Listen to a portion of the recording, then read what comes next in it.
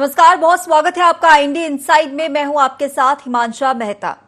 सब पढ़ें सब बढ़ें ये स्लोगन है शिक्षा विभाग का, लेकिन क्या हो जब शिक्षा मंत्री के गृह जिले में ये स्लोगन मुंह चुराता हुआ नजर आए। शिक्षा मंत्री के ही विधानसभा क्षेत्र में क्या है सरकार के सर्व शिक्षा अभियान की हकीकत, जानने के लिए देखिए ये रिपोर्ट।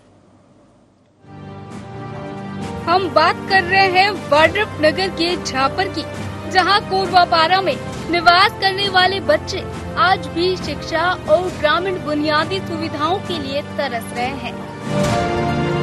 कहने को तो ये राष्ट्रपति के दत्तक पुत्र हैं, लेकिन सरकार आज तक न तो इन्हें बिजली उपलब्ध करवा पाई है और न ही बच्चों को पढ़ने के लिए स्कूल।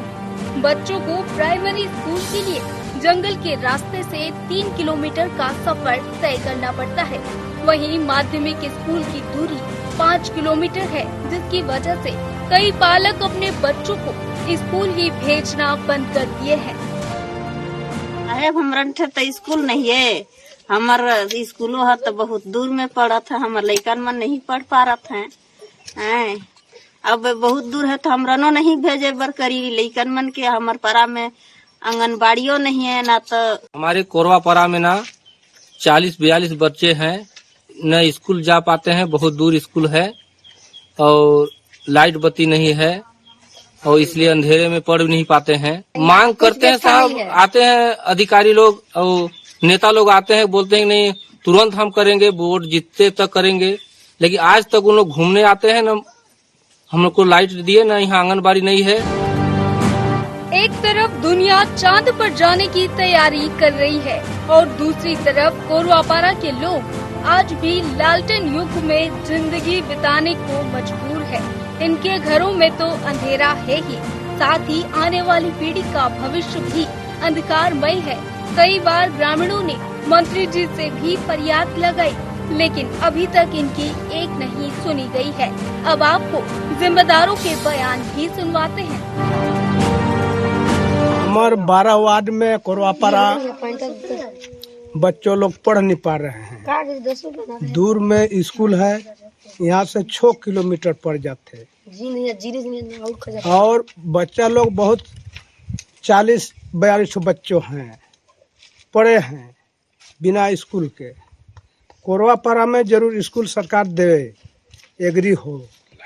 और हमारा 12 वार्ड में कोरवापारा और बसोरपारा लाइट नहीं है। ये लाइट सरकार बनता है, वोट लेने को दौड़ जाता है। नहीं, आपके द्वारा जैसे बताया जा रहा है, प्राथमिक माने ग्राम पंचायत झापर के कोरवापारा में 30-40 बच्चे अध्ययन के योग्य हैं, लेकिन नज़दीक में स्कूल नहीं होने के कारण स्कूल से शिक्षा से वंचित हो रहे हैं। इस संबंध में खैर मुझको जानकारी तो नहीं है, मैं विकासखंड शिक्षा अधिकारी से पूरा रिपोर्ट लेकर के पूरी जानकारी प्राप्त करके यदि ये स्थिति होगी तो निश्चित रूप से शासन को भेजकर वहाँ स्कूल खोलने के लिए पहल किया जाएगा। मान लीजिए ज़्यादा विलम्ब की स्थिति निर्मित होगी तो माननीय कलेक्टर महोदय से संपर्क करके एक सकारात्मक पहल की जाएगी।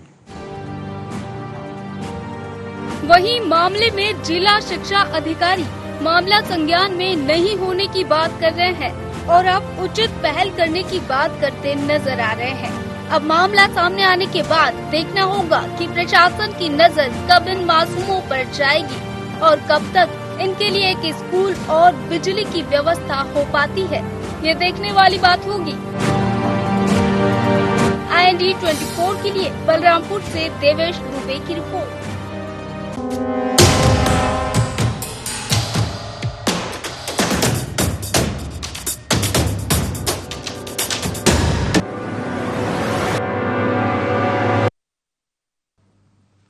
चलिए, तो सरकार के सर्व शिक्षा अभियान की हकीकत हमने आपको बताई है। यहाँ पर सर्व शिक्षा अभियान की हकीकत, राष्ट्रपति के दत्तक पुत्र यहाँ पर दंश झेल रहे हैं, बिन बिजली जीने के लिए मजबूर है, स्कूल नहीं है और कई बुनियादी सुविधाएं जो इन्हें मिलनी चाहिए वो भी नहीं है। और भी ज्यादा जानकारी के लिए हमारे साथ हमारे सहयोगी देवेश दुबे जुड़ गए हैं।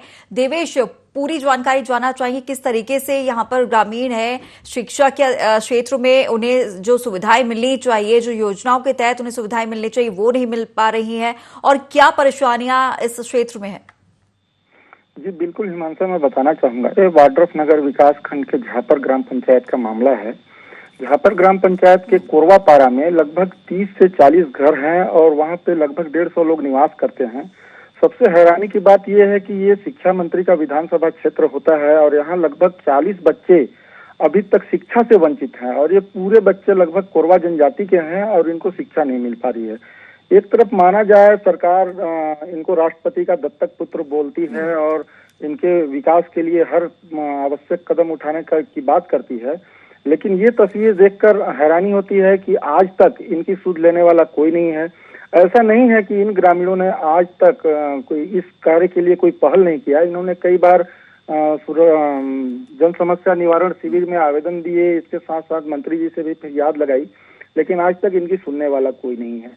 और जब हमने इस संबंध में जिला शिक्षा अधिकारी से बात करने का प्रयास किया तो उनका एक चौंकाने वाला जवाब था कि हमें इस संबंध में कोई जानकारी नहीं है और अब जब आप जानकारी दे रहे हैं तो इसमें उचित पहल किया जाएगा। लेकिन उन बच्चों के भविष्य का क्या जो कि आज निरक्षर पड़े हुए हैं और शिक्षा से वंचित हैं। जी हिमांशु, बिल्कुल, यहाँ जिस तरीके से ग्रामीण बुनियादी सुविधाओं के लिए तरस रहे हैं, जैसे कि आपने बताया कि शिकायतें भी की गई हैं और जनप्रतिनिधियों से भी मामले को लेकर शिकायत की गई थी। कितना समय हो गया है जिसमें ये ग्रामीण बिन बिजली अपना जीवन बसर कर रहे हैं? इसके साथ ही अगर स्कूल की बात की जाए, जो इनका हक है, जो इन्हें मिलना चाहिए, उसमें कब से गुहार लगा रहे हैं? देखिए हिमांशु, मैं आपको बताना चाहूंगा, ये यहाँ के कोई नए बासिंदा नहीं है, ये बहुत पुराने समय से यहाँ पे निवास कर रहे हैं। ठीक है, और बने रहेगा, हमारे साथ ग्रामीण जुड़ गए हैं सीताराम। सीताराम जी, स्वागत है IND24 न्यूज चैनल में आपका। जी जी मैम। सीताराम जी, जानना चाहूंगी कितने लंबे समय से परेशानी हो रही है? सबसे पहले तो सर्व शिक्षा अभियान की जो इन बच्चों को मिलनी चाहिए और अभी तक नहीं मिल पाई है, कितने लोगों से गुहार लगा चुके हैं आप लोग कि इन बच्चों को जो इनका हक है और योजनाओं के तहत, सर्व शिक्षा अभियान के तहत इन्हें जो शिक्षा मिलनी चाहिए वो नहीं मिल पा रही है? क्या परेशानी आ रही है? के बारे में हम सभी अधिकारियों को भी सूचना पहले से दे चुके हैं और आपका पंडो जनजाति के पूरे ग्रामीण है, यहाँ पे ना लाइट की सुविधा है, ना बच्चों को पढ़ाने जाने के लिए ना स्कूल भवन की सुविधा है, जिससे वहाँ के जो बच्चे हैं पढ़ाई उनकी प्रभावित, मतलब पढ़ाई स्कूल जा नहीं पा रहे हैं। उस कंडीशन में हम बहुत सारे अधिकारियों के पास भी गए थे, सूचना भी उनको अवेलेबल कराया, लेकिन अभी तक वो देखा जाए तो धरातल पे अभी तक कोई सुविधा मिल नहीं पाया है। क्यों ये अधिकारी अनसुनी कर रहे हैं बातों को? कितना लंबा समय हो गया है आपको ये शिकायतें करते हुए? मैम, आजादी का आज 75 साल भी बीत चुका है, लेकिन हमने कई बार आवेदन के माध्यम से जो जिम्मेदार प्रतिनिधि क्षेत्र के उनके माध्यम से जानकारी उन तक भी पहुंचाया, लेकिन अभी तक उनके द्वारा ना कोई रिस्पॉन्स आ रहा है, ना इस पर कोई ध्यान दिया जा रहा है। जैसे लास्ट में हम विवश होके फिर कहीं जाने के लिए वो है नहीं। अगर बात की जाए, जैसा कि अभी आपने जिक्र किया, आजादी के 75 साल, क्या लंबे समय से यहाँ पर बिजली नहीं है, शिक्षा के लिए कोई सुविधा नहीं है? मैम, ये शिक्षा मंत्री जी का क्षेत्र भी है और शिक्षा मंत्री का दौरा बार बार होता है, उसके बारे में हम उनसे कई बार बता भी चुके हैं। और जो लाइट की समस्या है मैम, लाइट भी यहाँ पे अंधेरे में जो है लोगों को बहुत सारी परेशानियों का सामना करना पड़ता है। विभाग के जो अधिकारी बैठे हुए हैं ब्लॉक स्तर पे, उनके पास भी हम लोग जानकारी दे के गए हैं, लेकिन अभी तक उनके द्वारा अभी तक कुछ सुविधा मैम अभी तक उपलब्ध नहीं कराया गया है, जिससे हम बहुत परेशान हैं। क्या अभी आपने आगे कलेक्टर से या बाहर शहरी क्षेत्र में किसी से शिकायत की है जो जिसके अंतर्गत ये पूरा क्षेत्र आता हो? मैम, इसके बारे में जनप्रतिनिधियों के माध्यम से सूचना भिजवाए हैं मैम, गए नहीं है, लेकिन अभी हम लोग हाल में अपने ग्रामीणों के साथ पूरे इकट्ठा होकर जाने वाले हैं मैम। बिल्कुल सीताराम जी, ये भी जानना चाहूंगी, क्या इस क्षेत्र में आसपास भी कोई स्कूल नहीं है? मैम, बहुत दूर में पड़ता है मैम। कितना लंबा सफर हो जाता है, कितने किलोमीटर पड़ता है? 5 से 6 किलोमीटर में। 5 से 6 किलोमीटर है। तो ऐसे में क्या अभी आपके क्षेत्र से बच्चे उस स्कूल में जाते हैं पढ़ने के लिए या कोई भी नहीं जाता है? मैम, दूरी होने की वजह से बच्चे नहीं जा पा रहे हैं।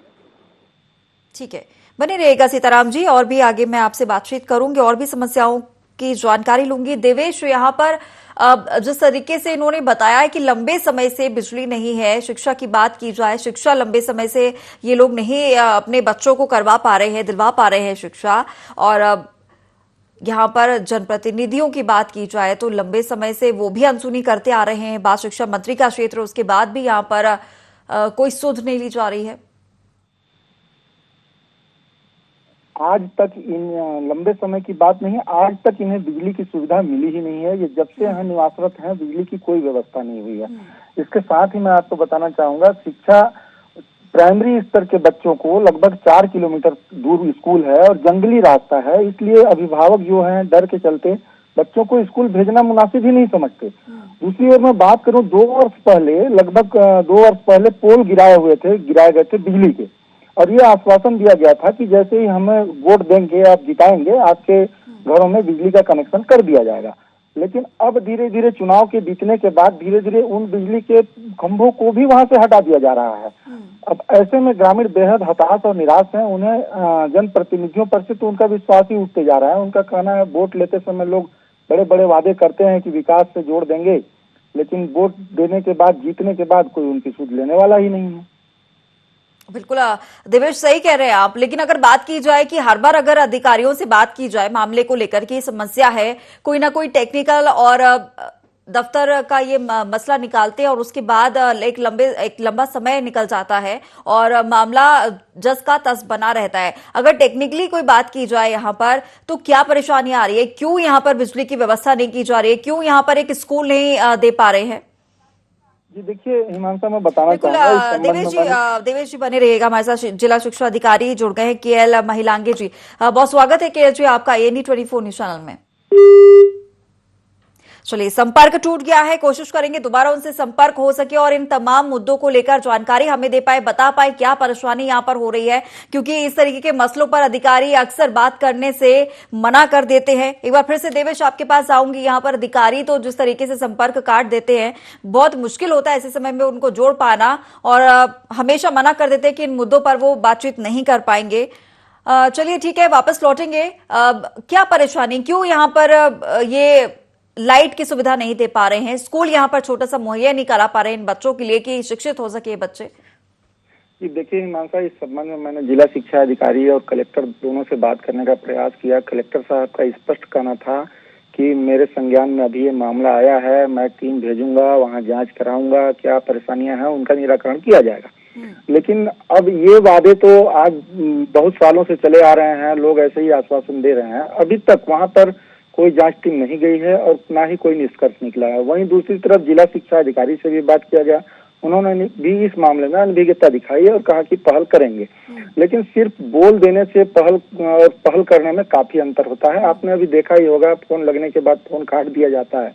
अगर अधिकारी गंभीर होते इस मामले को लेकर के तो एक सार्थक जवाब देते और पहल भी किया जाता उस पर। जी हिमांशु, ये बात आपने कब की थी, कब आप गए थे अधिकारियों से? आपने उन्हें इस मामले को संज्ञान में उनके रखा था और उन्होंने आश्वासन दिया था कि जल्द ही इसे देखा जाएगा। ये कितने समय की बात है? देखिए मैं बताना चाहूंगा, मैं चलिए बनी रहेगा। एडीएम जुड़ गए हमारे साथ दीपक निकुंज। दीपक जी स्वागत है ANE24 में आपका। चलिए देखिए, ये साफ तौर पर ये बता रहे हैं अधिकारियों से संपर्क किया जा रहा है देवेश जी, लेकिन एक के बाद एक अधिकारी जो है फोन काट देते हैं। सबसे बड़ी बात कि अगर यहाँ पर कोई बात रखी जा रही है, कोई मुद्दा उठाया जा रहा है, तो उसमें आप अपना पक्ष क्यों नहीं रख रहे हैं? कहीं ना कहीं ये उदासीनता और लापरवाही है जो ये बताती है कि अधिकारी ही लापरवाह है, जनप्रतिनिधि ही लापरवाह है, जिसके चलते ये जो ग्रामीण है, ये क्षेत्रवासी, ये जो छोटे छोटे क्षेत्रों के जो लोग हैं, वो इन परेशानियों से जूझते हैं। जब मीडिया से ये बातचीत नहीं कर सकते हैं तो ये आम लोगों की बात क्या सुनेंगे और क्या समझेंगे उनकी परेशानियों को?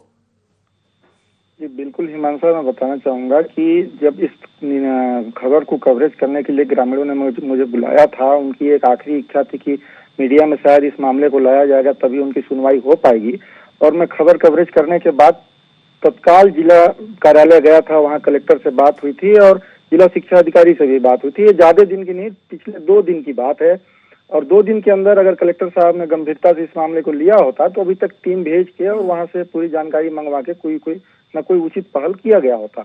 लेकिन अभी तक ऐसा कुछ देखने को मिला नहीं है। जी बिल्कुल, अक्सर ऐसे मामलों में बचते हुए नजर आते हैं ये अधिकारी, और साफ तौर पर अगर देखा जाए तो बहुत ज्यादा मुश्किल हो जाती है इनसे संपर्क साधना, क्योंकि ये मामला सुनते ही फोन डिस्कनेक्ट कर देते हैं और उसके बाद जवाबदेही जो है ये अपनी खत्म मान लेते हैं।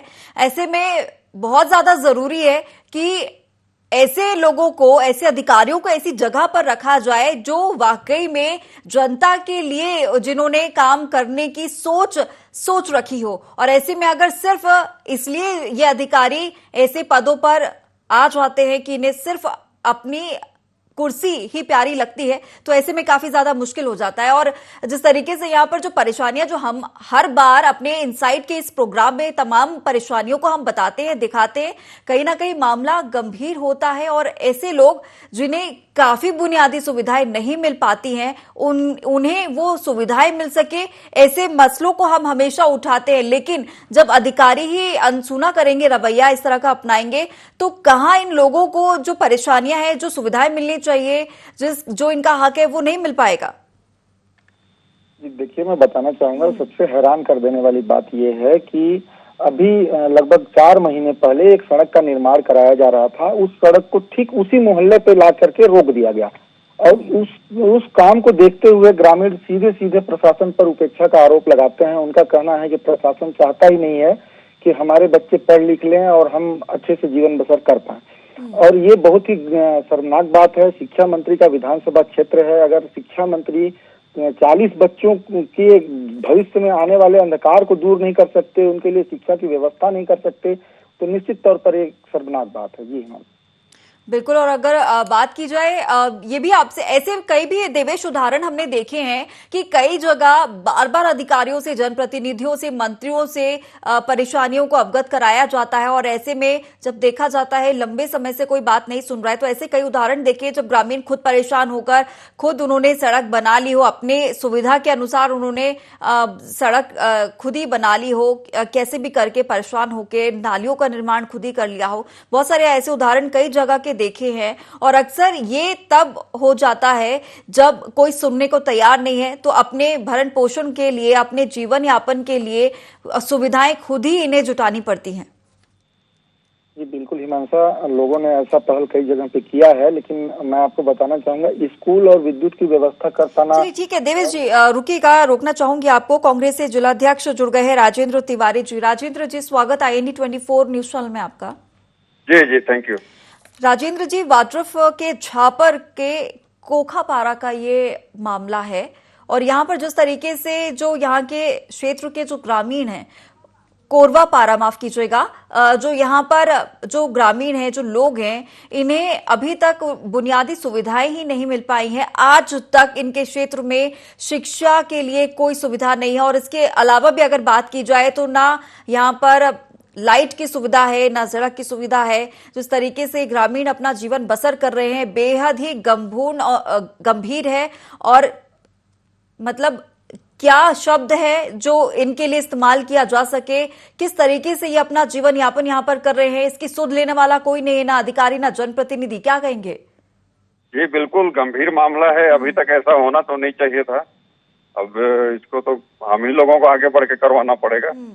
जबकि शिक्षा मंत्री के विधानसभा का ये मामला है और अभी तक लगातार कई बार फरियाद कर चुके ग्रामीण, फरियाद कर चुके, सुनिएगा शब्द को थोड़ा सा गंभीरता से लिएगा, लेकिन अभी तक इस मामले को संज्ञान में ही नहीं लिया गया।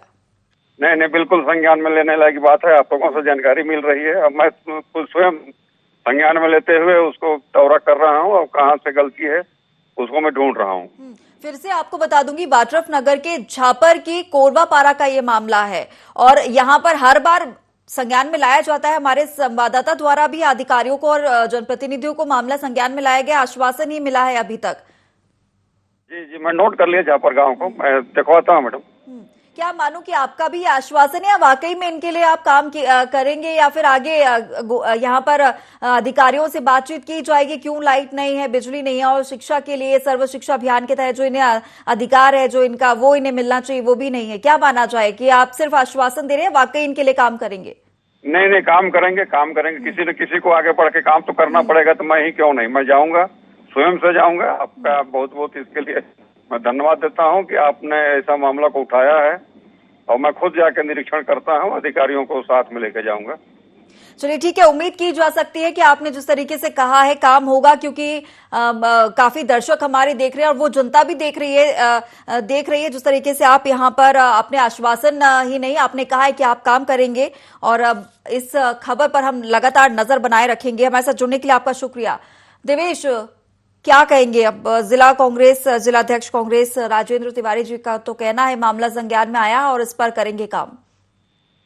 कि बिल्कुल अगर कांग्रेस की जिला अध्यक्ष हैं, सरकार उनकी है, मंत्री उनके हैं, अगर वो चाहें तो इस समस्या का निदान तुरंत हो सकता है और बच्चों के भविष्य पे जो अंधकार छाया हुआ है वो कहीं ना कहीं दूर हो सकता है। और एक उनके लिए भी अच्छी पहल होगी, क्योंकि आगे भी चुनाव आने वाले हैं और उन्हें फिर उसी में आना है और वहीं वोट मांगने के लिए जाना है। और अगर ऐसे में उनका पहल होता है तो ये उनके लिए बहुत अच्छा होगा और सरकार के लिए भी बहुत अच्छा होगा। जी हाँ, ये बात तो ठीक है, लेकिन जिस तरीके से जो हर बार बात सामने आती है कि आश्वासन ही अब तक मिलता है, अब इन्होंने कहा है, काफी दर्शकों ने हमारे देखा है कि इन्होंने कहा है जिलाध्यक्ष कांग्रेस से राजेंद्र तिवारी जी ने कि काम करेंगे, तो अब ये देखना होगा कि किस तरीके से वहां पर ये सिर्फ उनकी बात आश्वासन के तौर पर ही है या फिर वाकई वो यहाँ पर काम करते हैं। बहरहाल ये देखना होगा कि देवेश, यहाँ पर अधिकारियों से आपने अगर बात की है तो उनका क्या कहना था, क्यों यहाँ पर शिक्षा के लिए कोई स्कूल नहीं खोला गया है? काफी 6 से 7 किलोमीटर दूर एक छोटा सा स्कूल वहां पर है जहां पर बच्चे पढ़ते हैं, लेकिन ये बच्चे वहां पर जाकर नहीं पढ़ सकते हैं। जी देखिए, मैं बताना चाहूंगा हिमांशा, स्कूल की ही बात नहीं है यहाँ पे। इनके लिए ना ही स्कूल है, ना ही आंगनबाड़ी की व्यवस्था है, ना ही अच्छी सड़क है और बिजली भी नहीं। तो सीधे ये माना जा सकता है कि आज तक ये पूर्ण रूप से बुनियादी सुविधाओं से महरूम है और सरकार ने कहीं न कहीं इनके साथ उपेक्षा किया है और इनके ऊपर ध्यान ही नहीं दिया कि इन्हें भी सुविधाओं की दरकार है। मैं बताना चाहूंगा, आज से 2 वर्ष पहले लगभग ये नाले का गंदा पानी भी पिया करते थे और हमारे IND चैनल ने ही वहाँ की खबर दिखाई थी, जिसके बाद किसी तरीके से सरपंच ने वहाँ पे एक हैंडपंप की व्यवस्था कराई है और पूरा मोहल्ला उसी एक हैंडपंप पे आश्रित है और पानी पीता है आज की डेट पे। और अगर प्रयास करें अधिकारी तो ये कोई बहुत बड़ी समस्या नहीं है, इसे आसानी से सुलझाया जा सकता है। कि स्कूल की समस्या है, वैकल्पिक रूप से किसी भी मकान पे किराए में लेकर के भी गुरुजी की पोस्टिंग करके और शिक्षा संचालित की जा सकती है। जी देवेश, यहाँ पर अक्सर कहा जाता है कि किसी भी जाति के, किसी भी जनजाति के लोग हैं या आदिवासी लोग हैं, उन तक हर सुविधा पहुंचाई जाएगी। और अगर चुनावी दौर की बात की जाए तो आदिवासी लोगों पर काफी ज्यादा फोकस यहाँ पर इस समय किया जा रहा है, लेकिन इस तरीके के छोटे छोटे जो बाहुल्य क्षेत्र हैं और अगर ऐसे में वहां पर जाकर देखा जाए तो जिन आदिवासी लोगों के लिए यहाँ पर बहुत सारे जो सुविधाएं हैं उनको देने की योजनाओं की यहाँ पर बात तो सरकार कर रही है, लेकिन अगर ऐसे छोटे छोटे क्षेत्रों में जाकर देखे आदिवासी समाज के और जो जनजातीय लोग हैं वो खुद जाकर देखे तो हालत काफी ज्यादा गंभीर बनी हुई है। ऐसे में उन्हें भी ध्यान देना चाहिए। देखिए, मैं बताना चाहूंगा, ये कोरवा जनजाति के लोग हैं, इनको विशेष संरक्षित जनजाति में माना जाता है और इनके लिए सरकार पूरा बोलती है कि हम इनके लिए हर एक व्यवस्था करेंगे, इनको उनके उत्थान के लिए हर संभव प्रयास किया जाएगा। लेकिन झापर के कोरवा पारा में जाने के बाद जो दृश्य देखने को मिलता है वो बेहद ही चौंकाने वाला है। आज तक गंभीरता से नहीं लिया गया इस मामले को और निश्चित तौर पे अगर इनके विकास के लिए पहल किया गया होता तो आज इनके पास सारी सुविधाएं उपलब्ध होती।